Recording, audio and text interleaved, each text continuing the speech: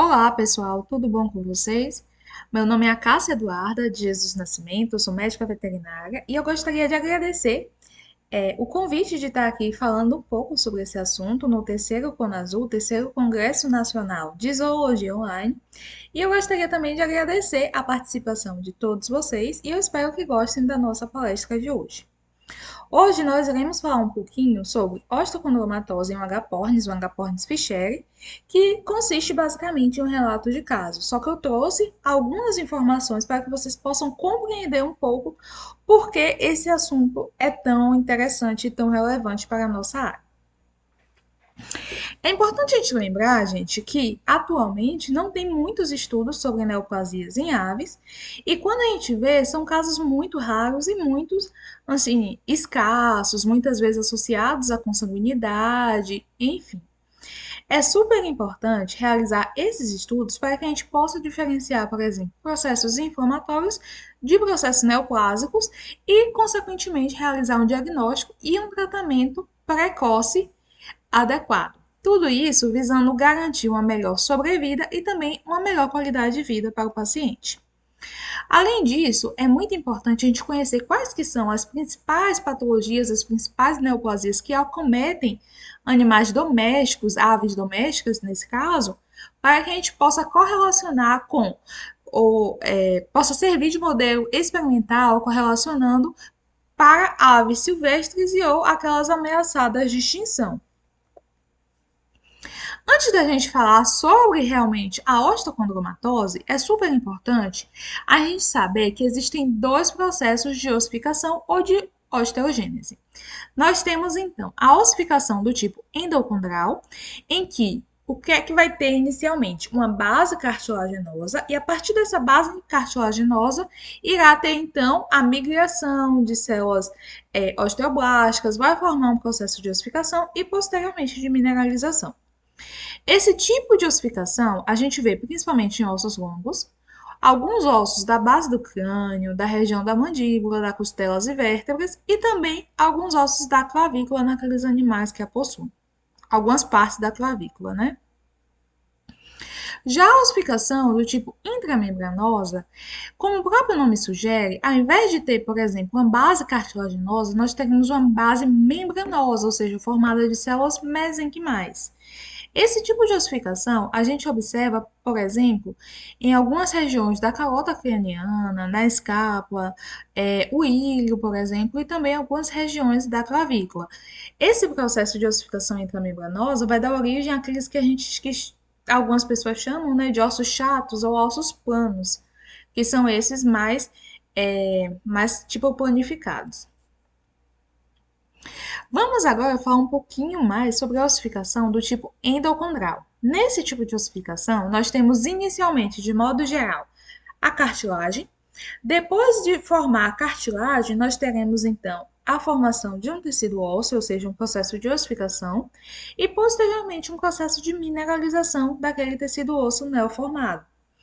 Esse tipo de ossificação ocorre no desenvolvimento ósseo embrionário e fetal, no crescimento longitudinal dos ossos, ou seja, após o nascimento, esse tipo de ossificação continua ocorrendo e também ocorre em casos de reparação óssea após lesões, ou seja, após uma fratura, após uma lesão, em um fêmur, em um braço, enfim, vai ter a formação de um molde cartilaginoso naquela ferida, naquela lesão óssea, e após isso vai ter o processo de ossificação e posteriormente também de mineralização. Eu vou falar agora de alguns detalhes que são bem mais específicos quando a gente observa as vias principalmente moleculares. Inicialmente, nós temos a migração de células mesenquimais indiferenciadas, ou seja, nós teremos ali uma matriz extracelular rica principalmente em colágeno do tipo 1 e, e ácido hialurônico, principalmente. Nesse local em que vai migrar aquelas células, vai inicialmente começar a ter a formulação daquele molde cartilaginoso, ou seja, as células elas vão se organizar para formar o molde.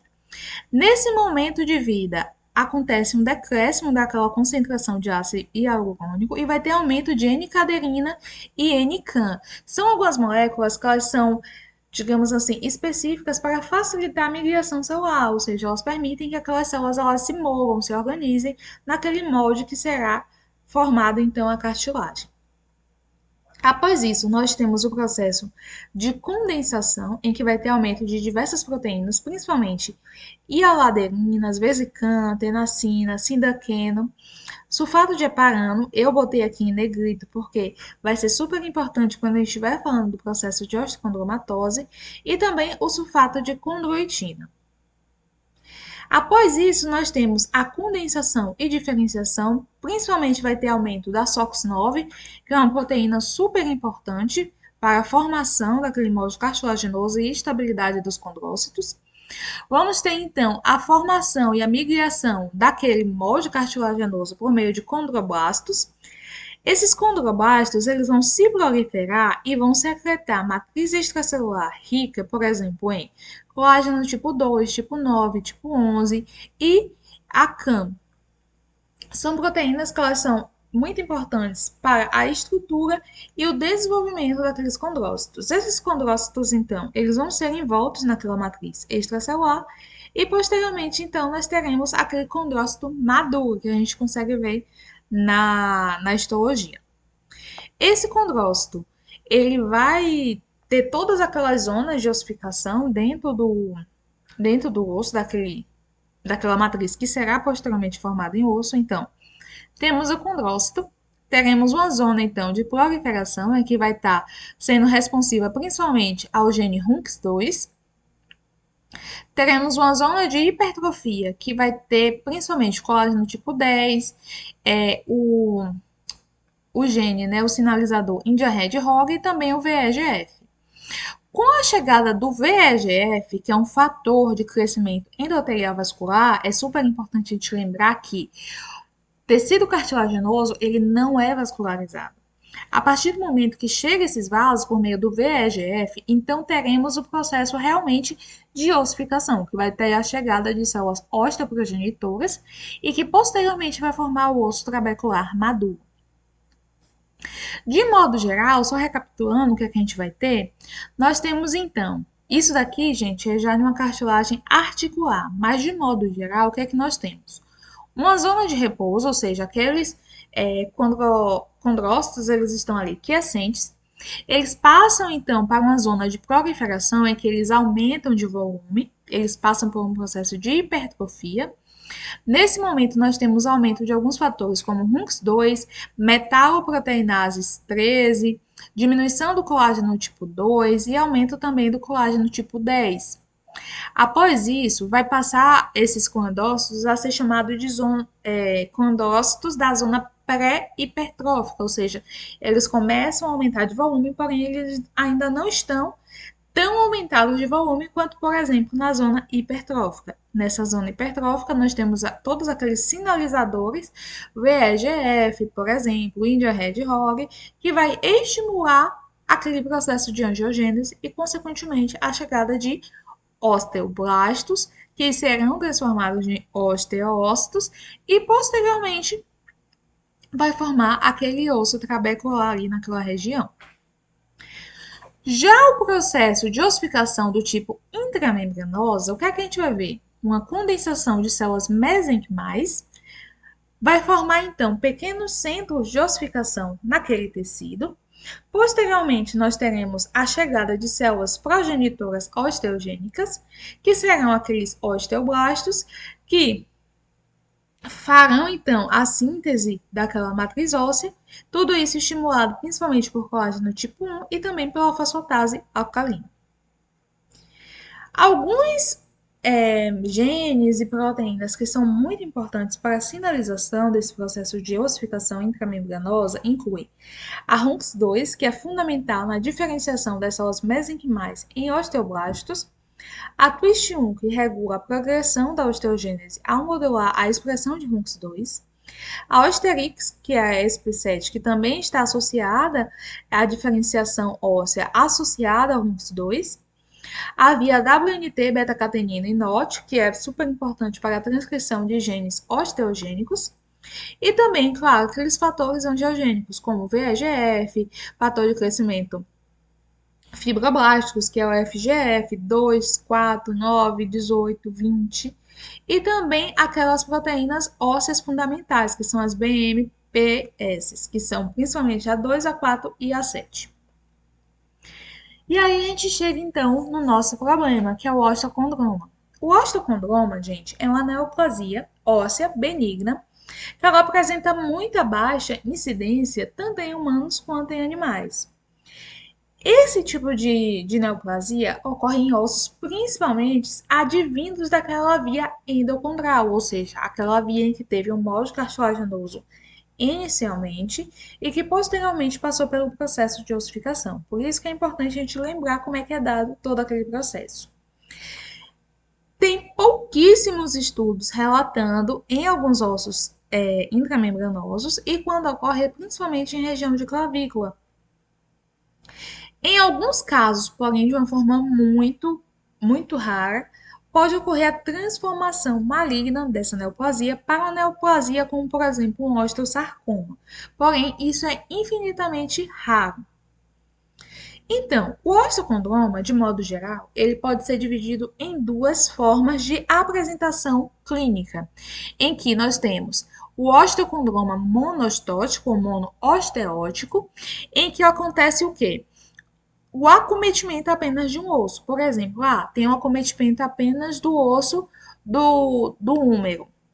Nesse caso, ele também pode ser denominado como osteocondroma solitário, em que vai ter apenas uma nodulação, um foco neoplásico naquele animal ou naquele indivíduo. Já outro tipo é denominado de poliostótico ou poliosteótico, em que é também conhecido como a osteocondromatose em si, pode ser conhecido também como exostose cartilaginosa múltipla ou exostose múltipla hereditária. Essas últimas duas denominações, elas são mais frequentemente utilizadas na medicina humana, não na medicina veterinária. Nesse caso, no poliostótico, nós teremos então a manifestação de aumentos nodulares em diversas regiões ósseas do corpo daquele indivíduo, ou seja, pode ser na costela, no fêmur, na tíbia e assim sucessivamente. Em humanos, essa é uma condição que ela é principalmente genética, ou seja, geralmente associado a um gene autossômico dominante. Ocorre principalmente em metáfises de ossos longos e é uma condição geralmente pediátrica, em que os indivíduos eles são diagnosticados, apresentam a sintomatologia principalmente com idades inferiores a 12 anos. É observado que há uma pequena tendência em relação de acometer mais homens do que as mulheres, por exemplo, com a relação de 1,5 para 1. Tem alguns relatos, porém é extremamente raro o diagnóstico de osteocondromatose em ossos advindos da ossificação intramembranosa, como por exemplo ossos do crânio, mas temos também alguns relatos descritos na literatura. Geralmente, o que é que ocorre na medicina humana? Geralmente são indivíduos que eles são assintomáticos, ou seja, apareceu ali uma pequena nodulação, acabou esquecendo o que tinha e seguiu a vida normalmente. Claro, isso depende da localização e também do aumento de volume, ou seja, do tamanho que está aquele tumor. E isso, a depender do tamanho, pode levar também a graves complicações naqueles indivíduos. É relatado que podem apresentar baixa estatura, deformidades nos membros, desigualdade no comprimento dos membros, curvaturas ósseas e também compressão medular e vascular. Essa daqui é a principal consequência e a mais importante, a mais perigosa para a saúde clínica dos indivíduos. É relatado, porém também com menos frequência, que esse osteocondroma ele pode evoluir, caso não tratado, para o desenvolvimento de neoplasias malignas, como por exemplo o condrosarcoma e o osteosarcoma. Isso principalmente em indivíduos adultos que não tiveram diagnóstico durante a sua infância. De modo geral, na medicina humana é muito pesquisado esse tipo de neoplasia e já foi assim sugerido que a possível etiologia para o desenvolvimento da osteocondromatose inclui mutações naqueles genes ST1 e a ST2, que é a exostesina, que são super importantes para a síntese de proteoglicanos, principalmente de heparan-sulfato. Por isso que quando a gente estava falando lá sobre ossificação endocondral, eu deixei em negrito, porque é uma proteína, é uma molécula que ela é muito importante para a ossificação normal e também acaba regulando outras vias, como por exemplo a via India-Hedgehog, a via, né, do FGF, do fator de crescimento fibroblástico, a via WNT, é, beta-catenina e as proteínas morfogenéticas ósseas, que eu também falei que são muito importantes para o desenvolvimento tanto intramembranoso quanto endocondral. Também é sugerido a via do receptor do ácido retinóico gama, que é um importante regulador na formação óssea endocondral, porém necessita de maiores pesquisas sobre essa via desse ácido retinóico. Em animais, já foi descrito a osteocondromatose em cães, gatos, cavalos, mustelídeos, suínos, roedores, morcegos, pandas e também em poucos relatos em aves. Em aves, como eu falei, tem poucos relatos e o único relato que foi encontrado na literatura antes desse caso foi de um milhafe preto, que é o Milvus migrans, e também um periquito de máscara negra, que também é um agaporni, só que nesse caso personado. Nesses animais, foi observado que o acometimento ocorreu principalmente em ossos longos e, frequentemente, esse acometimento estava de forma bilateral e simétrica nesses animais. Como falei anteriormente para humanos, na medicina veterinária também é sugerido que a via das exostesinas, tanto a 1 quanto a 2, pode estar associada ao desenvolvimento dessa neoplasia. Porém, em gatos já foi observado que pode estar associado ao vírus da leucemia felina, devido a mutações que aquelas partículas virais podem causar no tecido cartilaginoso e também fibroblásticos ali periosteais. Porém, já foi relatado diversos casos espontâneos, ou seja, casos em que o felino tinha neoplasia, mas não tinha o vírus da felve. Então, essa teoria, ela necessita de maiores embasamentos para que possa realmente ser comprovada ou ser rejeitada. Outras causas geralmente incluem distúrbios genéticos, metabólicos, fatores endócrinos, biomecânicos e também algumas deficiências ou hiperdoses de algumas vitaminas. Como eu falei da via da exostesina, por que ela é tão importante? Vamos lá. Uma mutação da exostesina 1 e 2, ou uma das duas, geralmente gera uma deficiência de heparan-sulfato e com isso vai ter desregulação daquelas vias. A via Hedgehog, tanto a Sonic quanto a Indian Hedgehog, vai ter alteração nos receptores PTCH1, que vai consequentemente resultar em alterações da SMO e também da GLI, que são receptores que estão associados à proliferação e diferenciação celular. A via WNT beta-catenina é muito importante, tanto ela quanto a via BMP, porque elas estão associadas à transcrição de genes de forma direta, e alterações nessas vias podem resultar em desenvolvimento da neoplasia. Já a infecção por felve é observado que pode ter uma integração genômica do vírus com algumas células do hospedeiro, ou seja, do felino, e isso resultar em ativação de oncogenes ou inativação de genes supressores de tumor. E isso resultar, consequentemente, também no desenvolvimento dessa neoplasia. O diagnóstico da osteocondromatose ele é dado como, principalmente, exame clínico associado com aquela anamnese, ou seja, o histórico de aumento de volume em determinada região, um aumento gradual, geralmente, e com isso, claro, vem os exames de imagem, principalmente raio-x, tomografia computadorizada e ressonância magnética. E caso seja necessário também o diagnóstico anatomopatológico, em que pode ser feita a biópsia daquelas lesões e vai ser observado o que geralmente? Projeções recobertas por cartilagem, geralmente quando vem lá no histórico, vem dizendo que são aumentos de volumes, geralmente arredondados, firmes, duros, geralmente multifocais, ou seja, geralmente é uma alteração poliostótica em que acomete diversas regiões do animal e geralmente está localizado nas metáfises de ossos longos, ou seja, aqueles derivados de ossificação do tipo endocondral. Perdão. No exame histológico, o que é que a gente vai ver? Geralmente condrócitos em diferentes graus de diferenciação, de maturação, ou seja, vai ter todas aquelas camadas ali, zona de hipertrofia, condrócitos pré-hipertróficos, condrócitos em fase de quiescência e assim sucessivamente. Geralmente, ao centro da lesão, ou próximo à área de osteogênese, pode ter deposição de tecido osteoide, já que é uma neoplasia que geralmente está associada com o processo de ossificação. Pode ter ali um desenvolvimento de uma cartilagem, claro, de uma forma aberrante, e, consequentemente, depois um processo de osteogênese e até um pouco de mineralização. Também pode ser observada a formação, como se fosse de uma medula óssea ao centro, em que nós conseguimos observar células hematopoéticas e também células adiposas.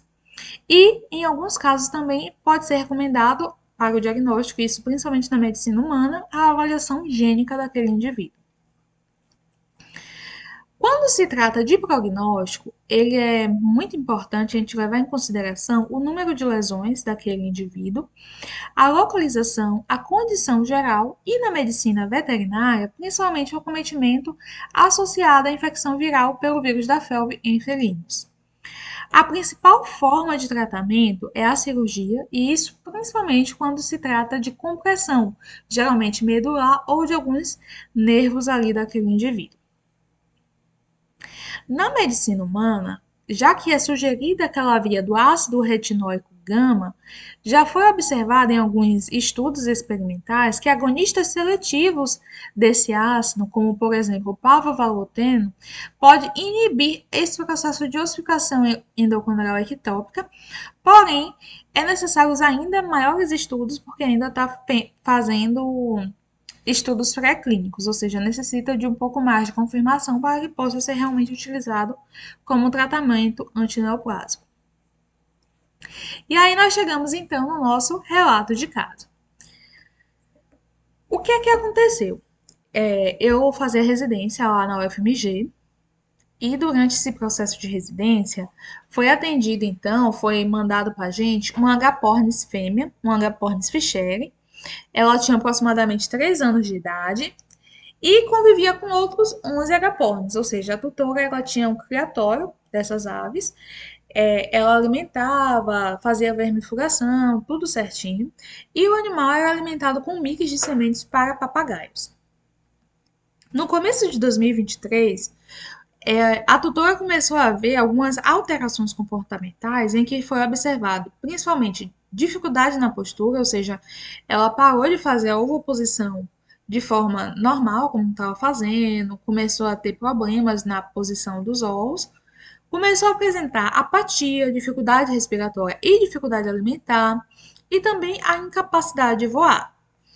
No mês 5, ou seja, no mês de maio, foi observado que havia aumento, ou seja, um inchaço nos ossos dos membros, região de externo e também região de crânio. Foi feita então uma avaliação por um médico veterinário, foi feito o raio-x. O animal foi então medicado com gabapentina, enrofloxacina e também suplemento vitamínico. As imagens do raio-x, como vocês podem observar, a gente consegue ver aqui onde tem essas setas vermelhas, que está tendo um aumento de volume aqui na região do crânio, em região de externa, aquela região ali da quilha, região de coluna e também em algumas regiões ali das asas desse animal. Aqui na dorso ventral também a gente consegue ver esse processo. Tudo aqui que está em branco, gente, é indicativo de um processo de ossificação. Ou seja, apesar de ter esse processo de desenvolvimento neoplásico, aquela neoplasia já estava se mineralizando. No mês 6, ou seja, no mês de junho, foi observado que houve uma melhora na apatia daquele animal, porém ela permaneceu com incapacidade de voar e dificuldade respiratória e posteriormente evoluiu para o óbito. Durante a necrópsia, o que a gente observou?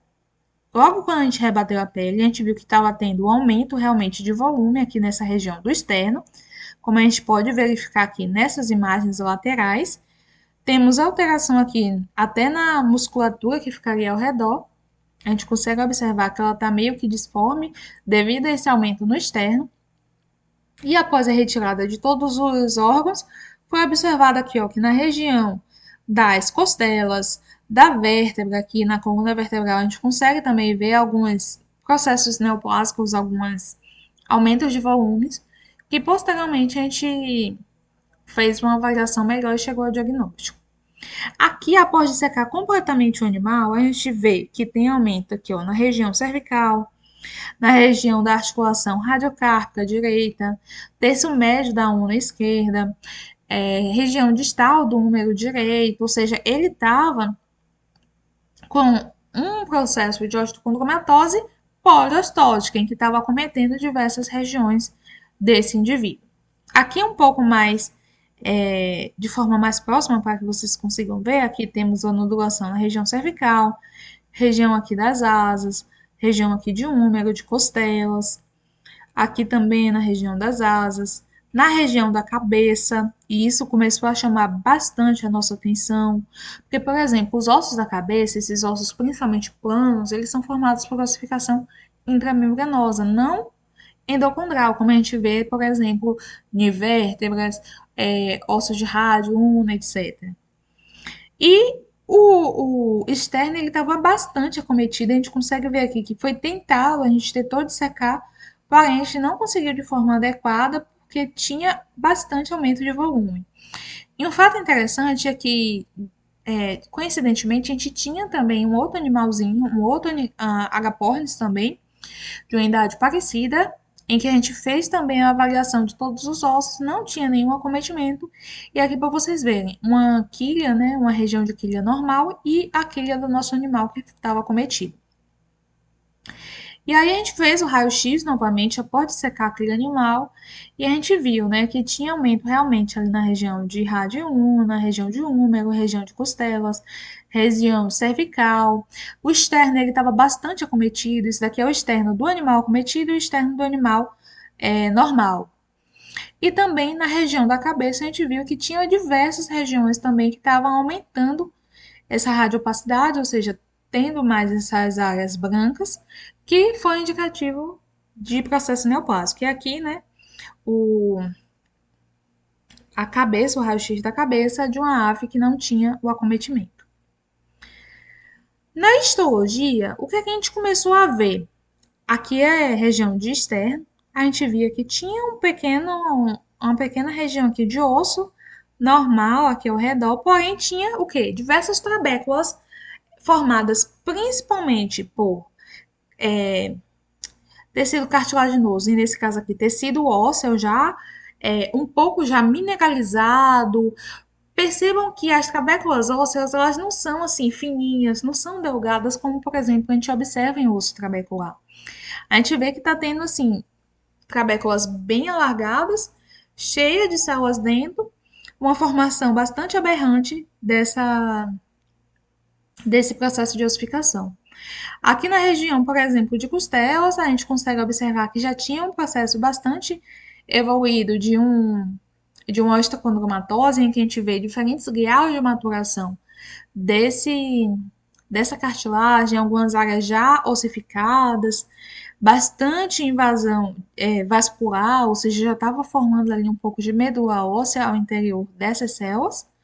Como a gente consegue ver aqui, novamente, aqui a articulação é, radiocárpica, né, em que a gente consegue ver já processo de ossificação, formação de medula óssea, a gente consegue ver que são trabéculas bastante robustas, bastante alargadas, né, não são aquelas trabéculas delgadas, e o que mais nos chamou a atenção que foi aqui a região da cabeça, em que a gente viu que tinha aqui, bem ao centro daquele osso chato da cabeça, ali na região de osso parietal, a gente viu que estava tendo o osso normal, que é esse aqui que está sendo apontado pela seta, e ao redor diversas formações ósseas, algumas com tecido cartilaginoso, e aumentando e também comprimindo aqui o sistema nervoso desse animal.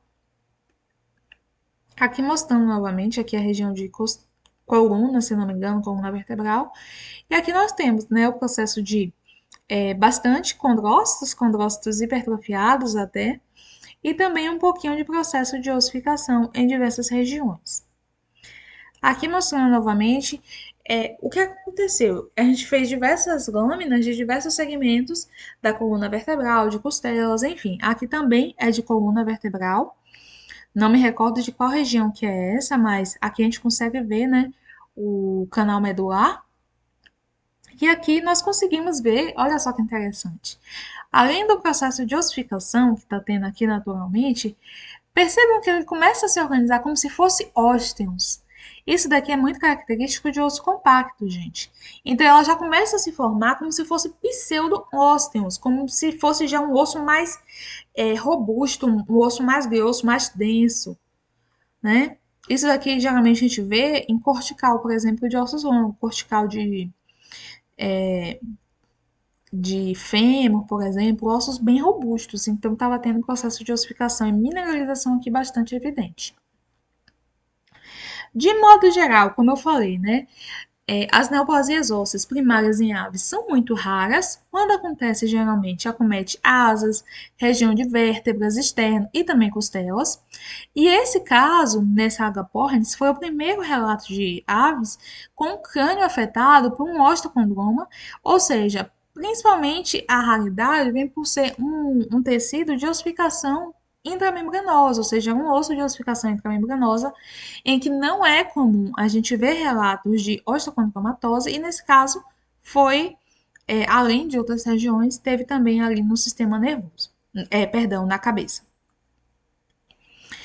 É importante a gente lembrar que era uma ave que estava em cativeiro. Geralmente esses animais, devido à sua maior longevidade e também alguns processos de endogamia, por exemplo, era um criatório em que era preconizado, né, a reprodução desses animais. Isso pode aumentar a possibilidade de alterações genéticas e, consequentemente, mutações, com o desenvolvimento neoplásico. Além disso, são animais que eles estão mais sujeitos a agentes carcinogênicos do que aqueles animais de vida livre. Além disso, podem ser contaminados por doenças infecciosas e também podem apresentar manejo dietético inadequado e, consequentemente, levar ao desenvolvimento de processos neoplásicos. É importante a gente lembrar que, nesse caso, né, era um animal que foi o único acometido em todo o criatório. O diagnóstico foi na ave adulta, ou seja, uma ave já que estava em reprodução. Isso nos sugere que provavelmente estava acontecendo ali um crescimento lento e insidioso dessa neoplasia durante o seu desenvolvimento. E é super importante a gente levar em consideração principalmente o local e o tamanho do tumor, porque isso pode interferir na mecânica, tendões, ligamentos, como por exemplo, no presente caso, estava tendo processo de compressão de medula espinhal, porque estava cometendo ali região cervical, região de vértebra e também de algumas regiões ali do cérebro, principalmente ali a região parietal, que estava tendo aquele aumento de volume. E ela era um animal que já estava com dificuldade respiratória, dificuldade para se alimentar, isso provavelmente devido àquela neoplasia que estava em desenvolvimento no seu externo, ou seja, provavelmente tinha uma dificuldade de expandir aquele tórax para que pudesse fazer o processo respiratório normal, o processo de engolir, de digerir os seus alimentos. E também tinha dificuldade em voar, isso provavelmente devido ao peso daquele animal, devido àquele processo de ossificação que estava ocorrendo. E de modo geral, gente, é importante vocês levarem em consideração de que a osteocondromatose é uma neoplasia óssea muito rara em aves, principalmente quando a gente observa em ossos derivados da ossificação intramembranosa, como por exemplo nesse presente caso. A patogênese ela ainda é muito pouco elucidada, geralmente tem muitos estudos na medicina humana, mas não tantos na medicina veterinária. Os sinais clínicos eles são muito variáveis, ou seja, pode ser apenas uma pequena inapetência, o animal não quer se alimentar direito, o animal não consegue ovipor, um animal que está mais apático, enfim. É muito variável a depender da localização e da quantidade de lesões.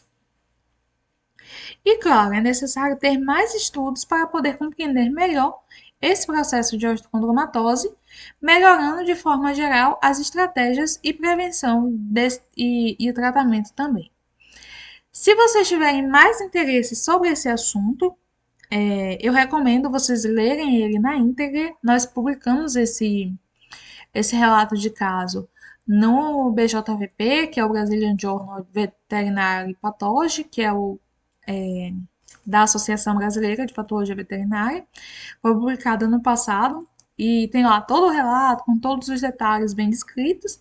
Caso vocês se interessem, eu recomendo a leitura.